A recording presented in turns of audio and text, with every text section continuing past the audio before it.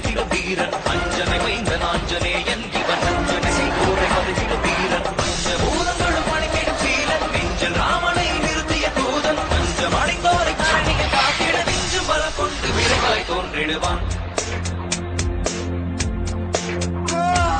பாரத போரினை யாவரும் அருந்திட காரணமாகிய கண்ணனை வியக்கும் பாரத போரினை யாவரும் அருந்திட காரணமாகிய கண்ணனை வியக்கும் ராமனின் தூதனை வானர வேந்தனை நேரில் கண்டிடும் நாளினை நினைந்தார்